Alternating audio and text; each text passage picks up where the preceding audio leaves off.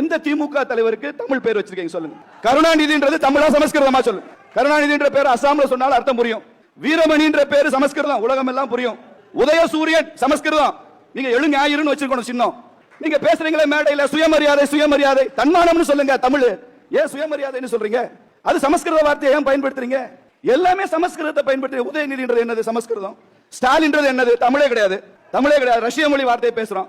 இப்படி தமிழ் பேரை நீங்கள் வைத்துக் கொள்ளவில்லையே. பிஜேபிக்கு வாங்க, அண்ணாமலை தமிழ் பேரு, முருகன் தமிழ் கடவுளோட பேரு, எங்க அக்கா கவர்னரா இருக்காங்க தமிழிசை தமிழ் பேரு, சீனிவாசன் சீனிவாசன் தலைவரை பத்தி நம்ம பேசிட்டு இருக்கோம், தொண்டர்களை பத்தி எல்லாம் பேசல. என்னங்க அது? திமுக என்ன ஒரு குடும்பத்துக்கு பட்டா போட்ட சொத்தா? லட்சக்கணக்கான திமுக தொண்டர்கள் பணியாற்றலையா? 3 முறை எம்எல்ஏவாக இருந்த திருவிடையூர் மருதூர் எம்எல்ஏவாக இருந்த கொரோனா அண்ணனுக்கு ஏன் அமைச்சர் பதவி தரவில்லை? அவர் சார்ந்த சமுதாயம் என்பதற்காக தரவில்லை.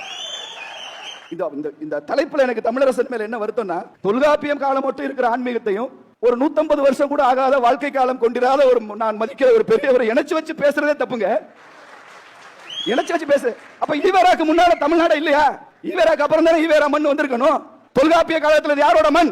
ஆன்மீக மண். நடிகர் தலைவர் சிவாஜி கணேசன் இருந்தாருங்க. அவர் ஏன் திமுக விட்டு நீக்கினாங்கன்னு அண்ணன் கொரோனா அண்ணன் கேளுங்க.